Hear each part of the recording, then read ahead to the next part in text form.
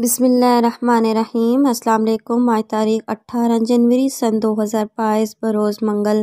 آج کے خبر نامے کے ساتھ میں ہوں عائشہ۔ اگر آپ بھی دنیا کے حالات و واقعات سے باخبر رہنا چاہتے ہیں تو ویڈیو کو مکمل دیکھیے گا اور ہمارے چینل کو سبسکرائب کر دیجیے اور ساتھ میں لگے بیل آئیکن کو دبا دیں تاکہ آپ کو ہمارا نوٹیفیکیشن موصول ہو سکے۔ بڑھتے ہیں خبر نامے کی جانب اور شامل کرتے ہیں آج کی پہلی خبر۔ تعلیمی اداروں میں سرگرمیاں ہفتے میں 3 روز کرنے کی تجویز۔ کورونا کے بڑھتے ہوئے کیسز پر NCOC کا دوسرا اہم اجلاس۔ SOPs پر عمل نہ کرنے والے تعلیمی اداروں کو سیل کرنے کا فیصلہ۔ NCOC کے اجلاس میں تعلیمی اداروں میں سرگرمیاں ہفتے میں 3 روز کرنے کی تجویز کی گئی ہے۔ کورونا کے بڑھتے ہوئے کیسز پر NCOC کا دوسرا اہم اجلاس ہوا۔ اجلاس کے دوران تعلیمی سرگرمیاں ہفتے میں 3 روز کرنے کی تجویز پیش کی گئی۔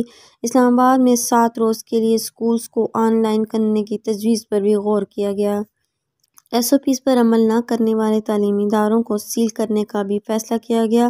گزشتہ روز NCOC کا اجلاس ہوا۔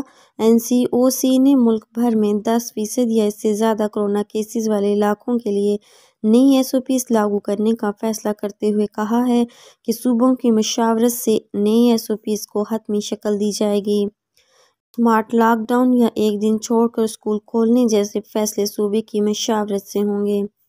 نیشنل کمانڈ آپریشن سینٹر میں وفاقی وزیر اسد عمر اور نیشنل کوآرڈینیٹر میجر جنرل ظفر اقبال کی زیر صدارت اجلاس میں وزیر اعظم کے معاون خصوصی برائے صحت اور صوبائی وزرائے تعلیم نے شرکت کی۔ اجلاس میں کورونا پھیلاؤ روکنے کے لیے SOPs پر سختی سے عمل کرانے کا فیصلہ کیا گیا۔